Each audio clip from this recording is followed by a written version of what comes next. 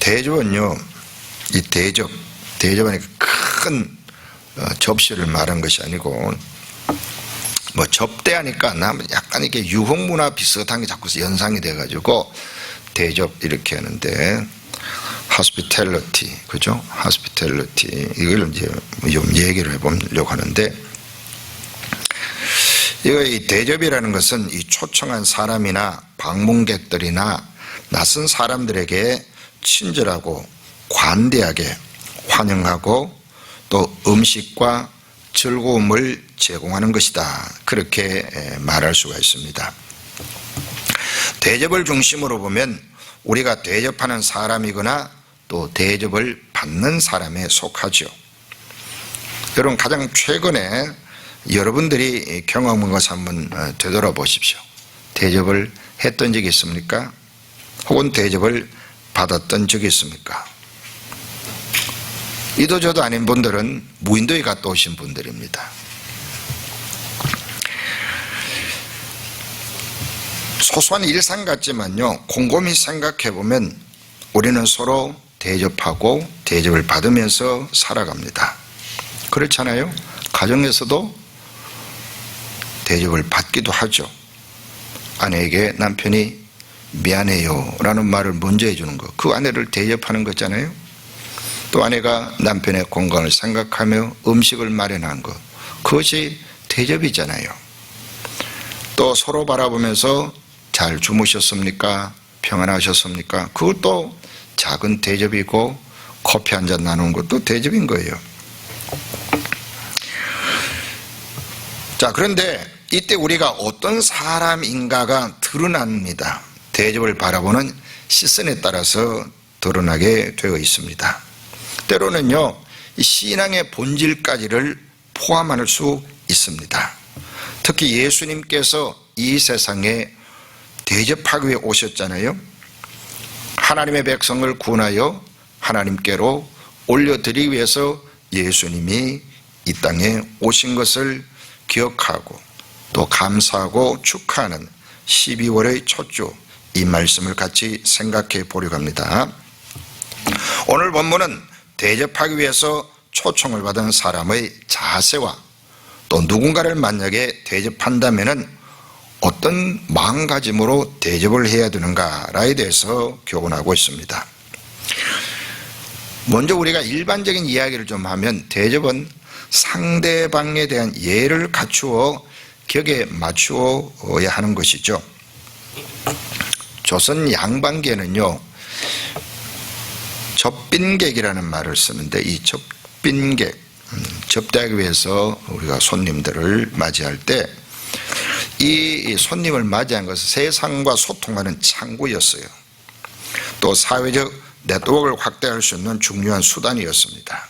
그래서 안주인은 그 손님을 심려를 기울여 대접을 했죠. 갑신정변이 일어날 그 당시 1880년대 그때 이야기를 잠깐 하면요, 우리나라의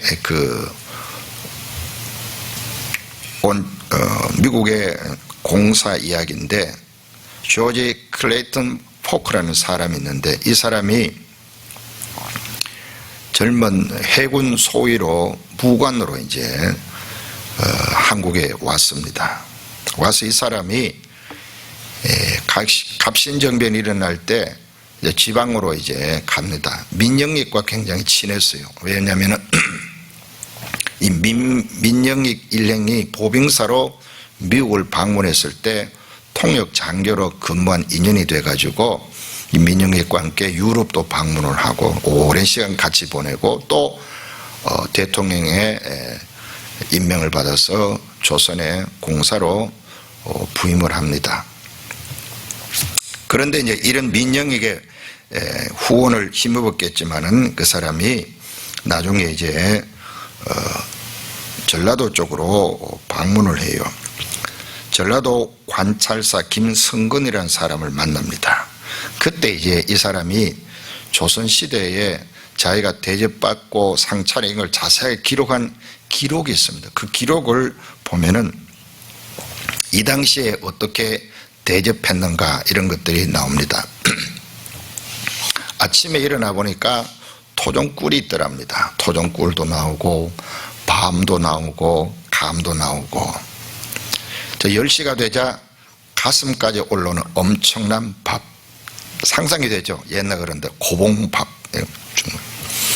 그리고 이제 보니까 이렇게 17종류의 반찬이 쭉 나오고, 그리고 술병과 술잔 있는 상이 또 따로 있고, 이 그림을 그려 놓았어요. 이렇게. 그 다음에 이제 고기 종류 요리가 나오는데 8종이 나온 겁니다. 그리고 여기에 이제 쓰이는 고기들이 5가지 종류의 고기가 쓰여서 이런 요리가 나왔다는 이야기가 나옵니다. 결국 이렇게 이제 접빈객, 최선을 다해서 손님을 대우하죠. 그 왜 그렇게 해서 관찰사니까 민영에게 잘 이야기 좀 해달라, 이런 뜻이 담겨 있더라고 이 사람이 이야기합니다. 한편 이제 평범한 사람들 가운데 양반들이 체면이라는 게 있잖아요. 염치 문화가 있단 말이에요. 그래서 이 사람들이 누구 집을 방문을 하면 밥을 다 먹지 않고 반쯤 남긴답니다. 왜 그러냐면 혹시 그 주인이 손님을 대접하고 굶을까 싶어가지고 얼마를 남기는 것을 체면이라, 염치라, 이런 문화가 또 있었다고 합니다. 그만큼 나라가 어려웠다는 증거예요. 뭐 갓쓰고 하고 이렇게 하지만 실제 생활은 궁핍하기 짝이 없던 그런 단면을 우리가 보게 되는 거죠. 자, 이슬람 문화권에서는요, 손님을 어떻게 보느냐면 신이 보내준 사람이라, 이런 개념으로 아주 접대를 융숭하게 합니다. 또 중국에서는 이 접대 문화가 관실해서 우정을 만들죠. 그래서 비즈니스에서 마음만 통하면은 뭐든지 하라고 이렇게 하는데, 제가 아는 한국의 어떤 그 반도체 계통의 회사를 하는 그 사장 이야기를 들어보니까 자기가 중국의 옛날 대우 회사의 직원으로 갔다가 거기에서 이렇게 만드는 관계를 이용해서 이제 반도체 부품 회사를 세우게 되었는데, 그 어디에 쓰이는가 보니까 이 아이폰에 자기 회사 부품을 납품한다고 이야기를 합니다. 그렇게 이제 이 관시라는 이 관계가 만들어지면 그렇게 또 비즈니스적으로도 서로 마음을 열고 그렇게 하는 문화가 있는 거죠. 이게 접대에서 비롯되는 겁니다. 그런데 참 재밌는 건 뭐냐면 이 스웨덴, 이 북유럽의 문화 가운데 스웨덴 게이트라는 게 있습니다. 이 스웨덴 게이트는 뭐냐면 일반적인 세상의 거의 대부분의 나라에서는 손님이 오면 음식을 대접하거나 적어도 뭐 차라도 대접하고 과자를 이런 게 있잖아요. 그죠? 자, 그런데 이 스웨덴 게이트는요, 얼마나 이게 쌍막한지 보통 사람의 상식으로 보면 굉장히 낯선 그런 겁니다. 그 뭐냐면은, 아이가 그 집에 이제 방문을 하는데, 방문하기 전에 몇 시간 있다 갈 것인지 미리 얘기해야 되지만, 식사 때 만약 아이가 방문을 했다고 가정하면 그 아이는 그 집에 가서 그 사람들이, 어른도 마찬가지예요. 그 집에 그 가족들이 식사를 하면, 제가 만약에 갔잖아요. 우리 어느 권사님 집에 무슨 일 때문에 갔어요. 근데 마침 그분들이 식사를 합니다. 우리 같으면 어떻게 해요? 아이고 빨리 오시라고 들어와가지고, 자 이거 뭐 밥이라도 있는 거 찬밥이라 드시라 이렇게 권하는데, 이 사람들은 절대로 권하지 않습니다. 아이라도 권하지 않습니다. 자기들끼리 식사를 다 마칠 때까지 기다려야 돼요. 그러면은 식사 무렵에 갔으면 어떻게 되나, 자기가 배가 고프면 자기가 먹을 것을 가지고 가야 되는 거죠. 자기는 자기 먹을 거 먹고 과자 부스라도 먹고 TV를 보든지 그렇게 있다가 식사가 끝나고 뭐 대화를 좀 대화하든지 아이들은 놀든지 뭐 이렇게 한다고 하죠. 여러분들, 우리 한국인의 정서로 보면 이게 사람 사는 게 아니잖아요. 그죠? 콜라 한 잔도 안 나누고 차 한 잔도 안 나누고 지네들끼리 막 받고 꾸역꾸역 먹으면서 이야기하면서 가족끼리는 보는데, 이게 이상한 생각이 들 수가 있잖아요. 그렇지만 사실은요, 이 대접의 문화는요 판단할 이유가 없어요. 그건 문화기 때문에 그렇습니다. 또 그렇게 된 이유들이 또 있는 겁니다. 각자의 문화의 특징으로 우리가 이해를 하면 되는 거죠. 오늘 본문은 우리가 이해하려면은 중동 고대 팔레스타인의 접대 문화를 이해를 하면 이해가 될 것 같습니다. 전에 한번 말씀을 드렸죠. 중동에서 접대 문화를 보면은 주인이 사람들을 초청을 합니다. 처음에 오는 사람이 주인 옆에 앉습니다. 점차 사람들이 들어오면 그 사람들의 어떤 사회적 신분이나 주인과의 친소관계에 따라서 점점 자리 배치가 달라지게 되어 있는 거예요. 그 주인이 앉으라는 자리에 앉아야 되거든요. 그건 제가 먼저 갔어요. 먼저 가서 이렇게 앉았는데 아이고 뭐 보니까 시장도 오고 또 시장에 와가 자기가 높은 자리인 줄 알았더니 주지사도 오고 이렇게 되면 어떻게 되겠어요? 저는 점점 밀려나서 저 밖으로 밀려난다 그런 말이죠. 그러니까 주인 옆에 높은 위치에 누가 앉느냐 가지고 자리 다툼을 하는 일이 벌어지는 거죠. 이걸 염두에 두면서 한번 생각해 보시면은 오늘 본문이 이해가 잘 될 겁니다. 요즘 같은 현대 사회는 자리 배치김이 끝나잖아요. 대충 이제 딱 눈치껏 자리 배치도 끝나고 아니면 지정석도 두고 뭐 이렇게 하지만 옛날에는 일반적으로는 그렇게 하지 않는 것이죠. 아이고 반갑습니다 하고 자기는 굉장히 친한지 왔는데 자기보다 더 친하거나 더 영향력 있고 이런 사람 오면은 자꾸 밀려나게 돼. 그러니까 이거 가지고 어떻게 냐 다투더라는 거. 예수님을 지켜보니까 다투더라 그런 말이에요. 청알받은 사람들이 높은 자리 택함을 보시고 다툰 겁니다. 자리 다툼하는 거예요. 그 예수님이 이 공간 광경을 보시면서 이제 얘기하는 거죠. 그 예수님이 교훈을 할 때 직접적인 교훈을 하지 않고 여기서는 비스듬히 교훈을 합니다. 사람들을 공적으로 교훈을 할 때는 비스듬히 하라 이런 말이 있거든요. 바로 대놓고 이야기하면 굉장히 민망하고 또 반발을 초래하기 때문에 비스듬히 하라 이런 교훈이 있는데 예수님께서 오늘은 비스듬히 교훈을 하십니다. 예를 드는 거죠. 식사 자리에 초청하는 이야기인데 혼인 자리를 비유해서 설명을 합니다. 어떤 사람이 결혼을 위해서 잔치를 베풀었어요. 그러니까 뭐 아는 사람 다 친인척 다 몰려오지 않겠어요? 자, 그렇게 많은 사람이 몰려온 경우를 가지고 이야기를 합니다.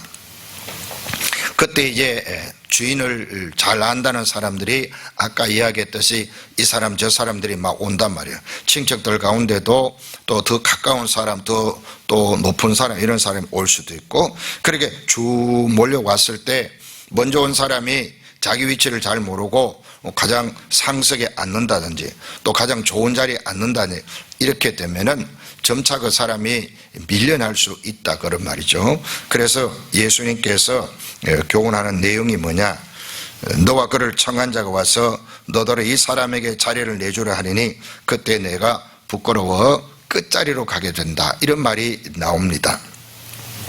그러니까 어떻게 하느냐, 차라리 와서 주인이 여기 앉으라 할 때까지 끝자리 그냥 있으라 이거. 끝자리 앉아 있는데 주인이 이제 볼일 보고 들어와서 손님들 자리를 배정을 하고 보니까 그 중에 가장 높은 분이 저 끝자리에 앉아있으면 얼른 뛰어와서 어떻게 해요? 아이고 여기 앉아 계시면 이리 오세요 라고 하는 거예요. 그러면 맨 앞자리에 앉은 사람이 일어나 절로 가 이러면은 민망하게 된다 말. 그러니까 차라리 끝자리에 앉아 있으라. 그래서 끝자리에 앉아 있는데 주인이 얼른 모시고 자기 바로 옆에 상석에 딱 앉히면은 다른 사람들 저분은 좀 높은 사람이구나. 저 사람은 주인하고 상당히 관계가 깊구나. 이렇게 생각이 들잖아요. 그래서 사람들에게 존경을 받지 않느냐 이런 말씀을 하고 있는 거예요. 자, 한국 문화에서는 뭐 겸양의 문화가 있죠. 또 나이가 드신 분들이 있다 이렇게 해서 살펴서 이렇게 앉는 경향이 있잖아요. 또 서구 사람들은 가만히 지켜보고 서 있죠. 요즘에는 젊은 사람들은 팔짱 끼고 이렇게 저렇게 눈치껏 보고 있다가 또 주인이 이리 오세요 하면 가고 그래. 요즘에는 이제 이런 문화가 좀 더 세련되어 있지만은 또 옛날엔 그렇지 않는 경우도 있고 또 남자들 세계 가보면요. 이거 사실 장난 아니에요. 교인들끼리만 모여 서로 잘하니 그렇지만 사회에 이렇게 가보면요. 장자들이 모여 자리에 가면 이 상당합니다. 눈치 싸움이 상당하고요. 자리 가지고 엄청 다투는 걸 볼 수 있죠. 또 우리 나이 드신 분들 말이죠. 이 자리 가지고 굉장히 섭섭병 많이 걸리잖아요. 우리 교회 연세 드신 분들은 사실 굉장히 훌륭한 분이 많아서 이런 경우가 없는데 이거 교인들도 나이 드신 분들은요, 이거 가지고 좀 다투기도 합니다. 왜냐하면은 그 명예보다도 안전에 대해서 굉장히 이게 욕구가 강하거든요. 그래서 나이가 많이 드신 분들은 안전을 위해서 잘 배려하는, 이것도 사실 접대예요. 그분을 존중해 드리잖아요. 이제 80 넘어서 거동하기 힘든 분들요, 아무데나 앉으면 굉장히 힘들고 불편하기 짝이 없어요. 근데 그걸 이제 표현하는 분이 있는 거예요. 대체로 그냥 뭐 이렇게 눈치껏 뭐 그냥 속으로 싸기고 아이고 힘들었어 이 정도 끝내는 점잖은 분들이 있는데, 어떤 분들은 막 이걸 그 자리에서 막 뱉어내는 거죠. 그래서 막 어른들끼리 막 다투고 이 시기 질투도 상당하더라고요. 예, 그러니까 이럴 때 우리가 젊은 사람은 잘 배려하는 것도 그게 바로 올바른 접대겠죠. 아무튼 이제 다른 사람의 명예나 자리를 우리가 낚아채려는 것은요, 굉장히 자기를 부끄럽게 만드는 겁니다. 그리스도인들은 다른 사람을 귀하게 여기는 사람들이죠. 이를 우리가 익히려면 타인을 자꾸 귀하게 보는 연습을 해야 됩니다. 여기에서 이제 우리가 하나님의 공경 사상이 눈에 보이는 거죠. 하나님을 경외하기 때문에 하나님의 가르침을 몸에 익혀서 행동하는 사람이 누구냐? 그리스도인들이 아닙니까? 남강 조식 선생이라는 분은요, 자기가 거처하는 곳에 공경할 경자, 의를 의자를 사방에다 붙여놓고 또 자기가 이 칼에다가 또 그걸 새겨서 늘 공경 경자와 의를 경의라는 이 사상을 끝없이 자기가 되새김질하고 제자들에게 가르친 그런 분이에요. 자, 인간의 교훈도 이렇게 마음에 새기면서 그걸 잊지 않아야 하려고 늘 몸소 실천하려고 애를 썼는데, 살아계신 하나님 우리가 공경하면서 하나님의 교훈을 몸에 익혀 살려는 것은요, 당연하지 않습니까? 하나님을 우리가 늘 공경하는 마음으로 살아야 할 줄로 믿습니다. 자, 그 하나님이 우리에게 주신 말씀이 뭐냐면 11절에 이제 예수님이 말씀하죠. 무릇 자기를 높이는 자는 낮아지고 자기를 낮추는 자는 높아진다, 이렇게 말씀을 했습니다. 주님은 우리들에게 스스로 낮추면은 우리가 높아지고 높이면 오히려 낮아진다고 말씀하고 있는 거죠. 내가 나 자신을 스스로 높이면 망신을 당할 수가 있어요. 또 어쩌다 그렇게 세상을 살았다 할지라도 마지막에 가서 하나님은 또 부정을 당한다 이 말이죠. 그러면 참 낭패인 거예요. 이 대접을 받기 위해서 초청받았을 때 망가짐이 주인과 연결되잖아요. 자, 여기 보면요, 무릇 자기를 높이는 자는 낮아지고 자기를 낮추는 자는 높아지리라, 이 문장 자체가 뭐예요? 수동태로 되어 있는 거예요. 그럼 무엇에 의해서 낮아지고 높아지느냐라고 하는 이게 생략되어 있는 거죠. 내가 나 자신을 높이며 살았는데 너는 누구에 의해서 무엇에 의해서 낮아진다. 너가 너 자신을 낮추었지만 누구에 의해서 혹은 무엇에 의해서 높아진다는 것이 여기에 생략되어 있단 말이에요. 사람들은 이 생략되는 부분을 잊어버리는 거죠. 이걸 사람들이 무시해버리고 지금 내가 높아지면 되는 것이고 지금 내가 낮춘다는 것은 굉장히 비굴하고 이건 내가 못마땅한 것이야 라고 생각하는데, 그렇지 않습니다. 우리가 우리 자신을 높인다고 해서 반드시 높아지지 아니하고요, 내가 나를 낮춘다고 해서 반드시 낮아지지 않습니다. 왜? 요 뒤에 있는 요거 뭔지 모르지만 요게 있는 거예요. 무엇에 의해서 우리는 높아진 사람이 낮아지는 거예요. 여러분, 세상 권력 가지고 뭐 대통령이 되어서 권력을 휘두르는 나중에 어디다 가요? 다 감방으로 가잖아요. 민심에 의해서, 법에 의해서, 뭐 세상에 따른 권력에 의해서 그런 일이 벌어지는 거예요. 바가지로 욕을 얻어먹으면서도 권력을 쥐고 한번 흔들어 보고 싶고 그 밑에 기생해서 뭔가 힘을 가진 자처럼 행사하는 사람이 얼마나 많습니까? 참 안타까운 거죠. 그들은 자기를 높이는 자들이에요. 내가 누구인데 막 이렇게 하는 자이지만 결국은 낮아진단 말이죠. 또 노인이 되어서 양로원에 마지막 가는 그분들을 보면 그곳에가 훌륭한 분들 진짜 많아요. 근데 다 낮아지는 거예요. 우리가 그걸 알아야 된다 말이죠. 자, 그럼 결정적으로 누구에 의해서 낮아지고 높아지게 되겠어요? 하나님에 의해서. 하나님에 의해서 우리는 낮아지고 높아질 수 있는 겁니다. 예수님께서 이 땅에 오셨잖아요. 섬기고 오신 거예요. 하늘의 영광을 다 버리고 예수님이 이 땅에 오셨습니다. 죽음까지 내려가셔서 하나님께 순종하는 겸손을 보이셨죠. 우리들을 위해서 자기를 가장 낮은 곳까지 낮추시고 십자가의 가장 비참한 죽음을 몸소 담당하시고 심지어 무덤까지 내려가셨잖아요. 그곳에 가셔서 죄와 사망으로 죽을 우리를 밀어내시고 하나님의 영광의 보좌 앞으로 우리를 올려보내셨잖아요. 예수님이 가장 낮은 자리에서 올려보내신 거예요. 이게 얼마나 큰 은혜입니까? 예수 그리스도는 십자가에 죽으시고 장사 지는 바 되셨지만 죄와 사망에서 우리가 죽은 우리 영혼을, 우리의 삶을 주님께서 사랑하셔서 우리를 살려내셨죠. 살려내셔서 아버지의 밥상 앞으로 우리를 밀어 올려보내신 거예요. 이걸 그리스도인들은 은혜라고 생각하고 믿고 살잖아요. 이 혜택을 누리고 있잖아요. 그러니까 우리는 늘 마음에 이걸 명심을 해야 돼요. 내가 높아져서 높아지는 것이 아니라 나를 회복하시고 하나님께로 올려보내시기 위해서 우리 주님이 낮아지셨다.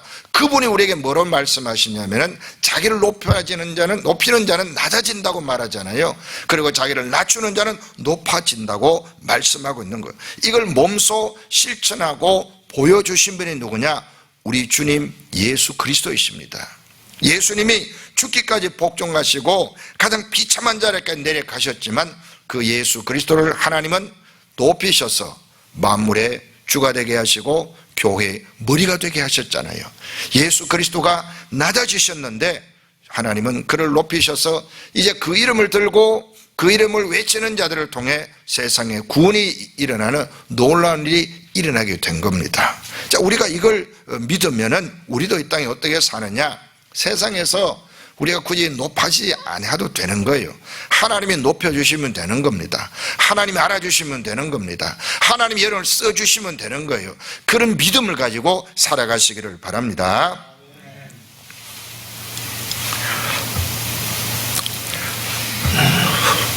이제 우리가 이 대접을 받는 자리에 갔을 때 이야기를 요 정도 하고, 그 다음에 이제 우리가 초청을 하는 경우가 있죠.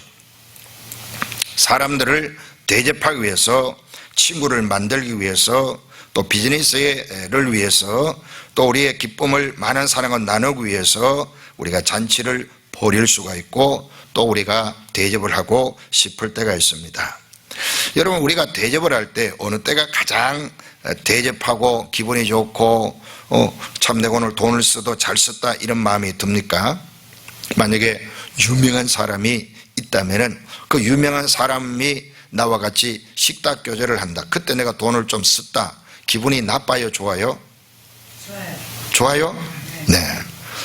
저는 유명한 사람하고 대접을 안 해봐가지고 모르겠어요. 아무튼 뭐 사회적 유명한 사람에게 만약 내가 대접할 기회가 있다. 뭐 기분이 좋을 것 같아요. 그죠? 또 뭐 지위가 높은 사람을 우리가 접대를 했다. 그죠? 또 적어도 존경할 만한 사람이라든지 또 내가 좋아하는 친구라든지 뭐죠? 뭐 성도 이런 분들과 우리가 같이 올려서 식사도 하고 또 내가 돈을 좀 썼다. 기분이 좋지요. 돌아서서도 기분이 좋습니다. 그런 일상의 삶도 우리는 살아가면서 느끼는 거죠. 그런데 주님은 여기에서 한 단계 더 주님 쪽으로 이동하여 오기를 바라고 계십니다. 그게 뭐냐면은 이 12절에 있는 말씀인 거죠.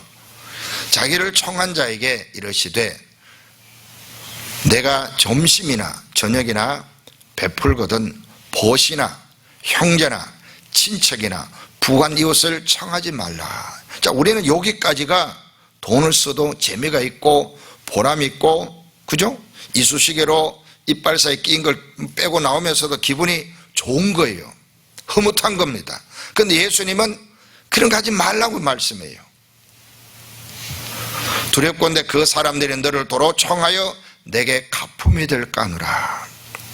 세상에서 보상이 주어지는 것은 하나님 나라에서는 굳이 계산하지 않는다는 이 원칙을 우리가 종종 잊어버립니다. 저도 그게 참 두려운 거예요. 이 땅에서 목회자로 존경을 받고 사랑을 받고 주님 나라 가서 야, 너 뭐 했냐? 나 이런 게 했는데 그거 다 너 상 받았지 않냐? 라고 해버리고 나면 꽝이 된다 이 말이죠. 이 예수님이 두렵건대라는 단어를 썼잖아요. 이걸 가볍게 듣지 말라 그 말이죠. 만약에 그 사람들이 누가 대접했는데 상대방도 한번 대접해버리고 나면 너 대접한 건 아무런 것도 아니야, 이렇게 지금 말씀하고 있는 거예요. 자, 요거 이제 우리가 일반적인 정서에서는 극복하기 어려운 문제이죠. 일반적인 생각을 가지고는 이게 상당히 건너가기 힘든 주제입니다. 여러분, 대접할 때 가난한 사람에게 대접하는 것, 장애인들이라든지 외로운 독거 노인들이라든지 사회 약자를 중심해서 여러분이 대접해 보신 적이 있습니까? 아무 관계가 없는데, 뭐 잘 아는 우리 성도니까 아니라, 뭐 친척이니까 친구니까 아니라 아무 관계가 없는데 이 사람에게 도움이 필요했을 때 여러분 스스로가 그렇게 비용을 지불하고 시간을 내고 에너지를 쓰고 하는 일들을 여러분이 얼마나 해보셨냐 그 말이죠. 그들에게서 내가 대접을 한 후에는 어떤 이익이나 보상이 기대가 안 되는 거잖아요. 자, 그런데 이렇게 하게 되면요, 어떤 일이 있냐, 이게 하늘과 연결이 돼요. 14절에 나오잖아요. 그리하면 그들이 갚을 것이 없으므로 내게 복이 되리니 이는 의인들의 부활 시에 내가 갚음을 받겠음이라 말씀하고 있는 거예요. 그러니까 종말론적인 관점에서 우리가 접대라는 것을 생각해야 되는 거예요. 대접을 할 때 하나님 나라에서 가치 있는 일인가, 하나님 나라에서 높이 평가한 일인가, 여기에 관심을 두고 우리가 대접을 해야 된다는 겁니다. 제가 집사람에게 자주 하는 이야기 중 하나가 가난하고 힘들고 어려운 사람을 챙겨야 된다, 그런 이야기 하는 거예요. 잘하는 사람에게 더 잘해주고 싶은 마음은 누구나 갖는 마음이에요. 열심히 일한 사람에게 보상해주고 싶은 마음은 누구나 갖는 마음이에요. 그런데 예수님은 그 자리에 머물지 말고 더 예수님이 원하는 쪽으로 옮기라고 말씀하는 거예요. 예수님이 원하는 건 뭐냐? 예수님이 돌보기를 원하는 사람, 예수님이 격려해주고 붙들어주고 싶은 사람에게 내 대신 네가 그 일을 하라고 하는 것이 예수님의 당부인 겁니다. 우리에게 하나님께서 이 모든 걸 주셔서 우리가 그걸 마음껏 누리고 배가 불러 교만하기를 원하지 않잖아요. 주님께서는 우리에게 주신 것을 가지고 은혜의 유통자로 써주기를 바라는 겁니다. 우리는 그 은혜의 유통자로 쓰임받는 것이 우리에게 기쁨이 되어야 되는 거예요. 내가 만족하는 것이 아니라, 내가 즐거워하고 기뻐야 되는 것이 아니라, 돈을 썼는데 내가 기분이 좋아야지 라고 하는 것은 일반적인 사회인들의 인식 속에 있는 겁니다. 그래서 그 사람들은 이 돈 좀 쓴 것을 대단히 뽀긴다든지 여기에 대해서 굉장히 자기가 잘 썼으면 기분이 좋아하고 아니면 굉장히 욕하고 막 심지어 막 저주하고 이런 것을 제가 여러 차례 보고 들었어요. 우리 그리스도인들은 그렇게 살면 안 되는 거예요. 하나님께서 나에게 주신 것을 가지고 우리가 유통자로 사는 일에 관심을 가져야 됩니다. 나에게 고여있는 것이 아니라 이것이 나를 통하여 흘러가는 것이 나의 즐거움이고 기쁨이 되는 거예요. 하나님께서 나를 그렇게 써주신다고 생각하고 흘려보내면 주님께서 그 일을 통해 선한 일들을 세상에 이루어 가시는 거죠. 비즈니스를 하더라도 마찬가지예요. 릴리라고 하는 제약회사가 있습니다. 뭐 비만제도 만들고 뭐 예방 접종약도 만들고, 릴리는 굉장히 유명한 회사예요. 이 릴리라는 회사에서 그 창업자와 아들이 세운 릴리 인다우먼트라고 하는 이 재단이 있는데, 이 재단에서 금년에 해마다 어마어마한 돈을 교회를 위해서 이렇게 쓰고 있는데 8,700만 불을 신학교를 위해서 썼어요. 제가 보기에는 이건 획기적인 일이거든요. 이 나라의 많은 그리스도인들과 국가의 모든 정책도 하나님의 교회 부흥을 위해서 돈 쓰려고 자지하지 않아요. 교회 안에도 많은 인물들 중에 거부들이 있는데 그들은 일반 인문학의 발전을 위해서 하나님 없는 곳에 투자하는 걸 좋아하지만은 교회 부흥을 위해서는 엄청난 돈을 쓰지 않아요. 언론에 종종 보도되는 많은 그리스도 가끔 큰 교회 뭐 그런 분들이 있긴 하지만 대개 교회는 교회 돈 내는 걸 인색하게 여깁니다. 사회에 뭔가를 위해서는 기여하려고 하는데 하나님의 교회와 부흥과 내용 별로 관심이 없는 사람이 꽤 많이 있어요. 그런데 이 큰 세계적인 제약회사에서 8,700만 불을 신학교에다가 기부를 했어요. 그 신학교가 얼마나 큰 힘을 갖게 되겠어요? 우리 한인 여기 요 학교도 엄청난 돈을 받았어요. 그 제가 릴리 그 인더먼트 그 웹사이트에 가서 확인을 해보니까 우리 한인 신학교도 그게 포함되는 걸 볼 수 있어요. 자, 이건 사람들이 하지 않는 일이고 국가가 하지 않는 일이지만 어려운 환경 속에서 목회자나 선교사를 또 하나님의 일꾼들을 길러내는 이런 일들을 위해서 기꺼이 거금을 기부를 하는 거죠. 이건 갚을 수가 없잖아요. 뭐 이런 학교들 어떻게 갚을 수 있겠어요? 플러 신학교가 1,000만 불 받았는데 그걸 다시 도네이션에 낼 수 있겠어요? 힘들다 말이에요. 바로 그런 일에 쓰는 것을 즐거워하는 거예요.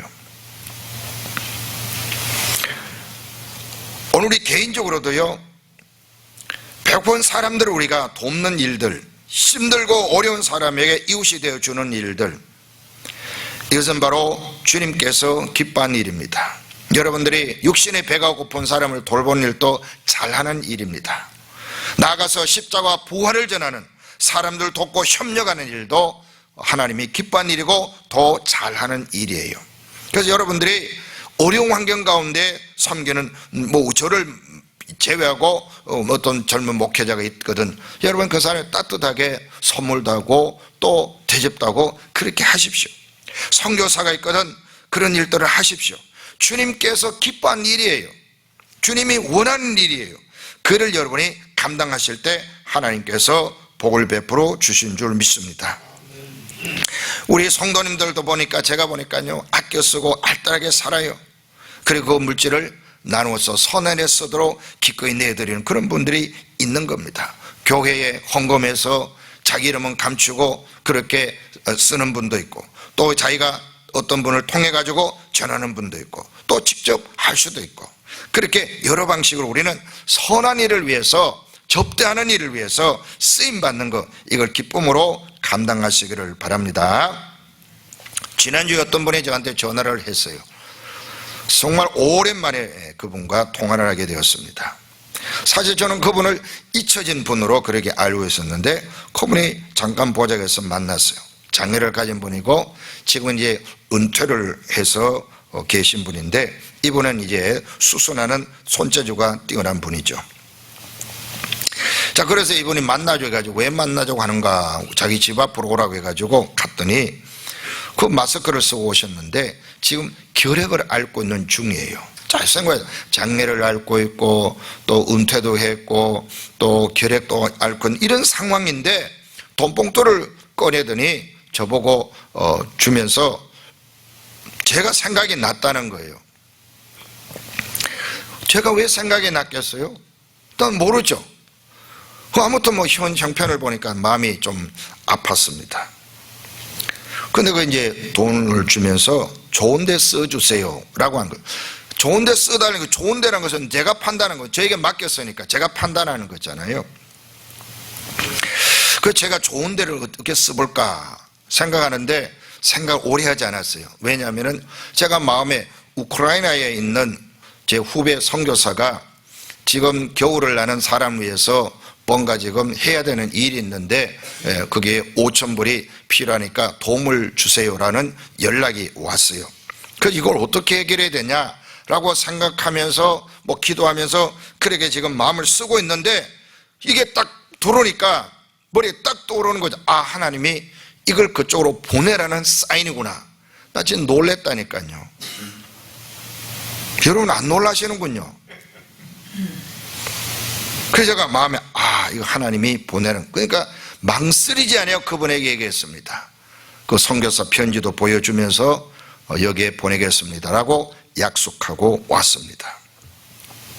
여러분, 우크라이나의 선교사가 갚을 수 있겠어요? 우크라이나의 그 군인들이나 주민들이 갚을 수 있겠어요? 갚을 수가 없는 것이죠. 바로 이런 일에 하나님이 쓰기를 바라시기 때문에 그 부자의 마음을 감동해서 하신 것이 아니고 누가 보더라도 도움을 받을 그 사람이 그런 일을 기꺼이 하는 일에 동참하는 모습 보고 제가 참 마음에 큰 감동이 있었습니다. 자, 이렇게 그리하면 그들이 갚을 것이 없으므로 뭐가 됩니까? 내게 복이 된다 하잖아요. 이게 중요한 거예요. 갚을 것이 없으니까 섭섭하고 잃어버린 것 같고 기분이 나쁜 것이 아니라 그게 오히려 뭐가 되냐? 복이 된다는 겁니다. 여러분, 그래서 우리는요, 쓰고 그 사람이 나에게 잘못하는 사람 만나면 오히려 더 기뻐하십시오. 왜? 그게 나에게 복이 되잖아요. 아, 오늘 정말 기분 나쁜데 썼어 라고 했으면 더 여러분 즐거워하십시오. 아, 그냥 아무 의미 없는데 돈을 썼어. 힘들어, 부담스러워. 그러니 여러분이 썼으면 여러분이 그걸 기뻐하세요. 왜? 그리하면 오히려 어떻게 해요? 내게 복이 된다고 하시잖아요. 이 역설적인 복의 원리, 이걸 주님이 우리에게 보여주시고 가르쳐주신 겁니다. 그리고 의인들의 부활 시에 내가 갚음을 받겠다라고 분명히 약속했잖아요.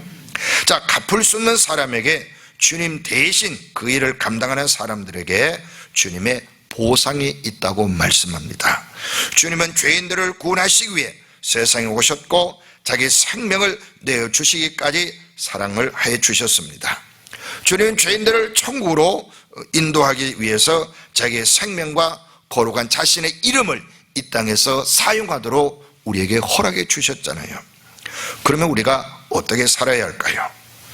대접을 통해 내 자신이 주님을 만나야 되고 주님으로부터 칭찬과 격려를 받아야 하지 않을까요? 자, 그래서 우리는 주님 방식대로 이제부터 우리가 대접해 봅시다. 자신을 낮추고 또 낮추면서 다른 사람을 높이고 기다려 봅시다. 대접을 받거나 대접을 하는 나를 보는 다른 사람들 눈에 예수님의 제자로 보이면 되는 겁니다. 우리가 다른 사람에게 베풀어 봅시다. 은혜가 고여서 어떻게 아름다운 결말이 날지 우리는 좀 더 기다려 볼 필요가 있습니다. 왜냐하면 주님의 약속이 있기 때문에 그렇습니다.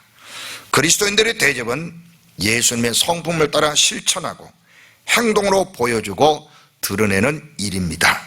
대접 속에 보이는 예수님, 그게 우리가 기도해야 될 제목인 줄로 믿습니다. 기도하겠습니다.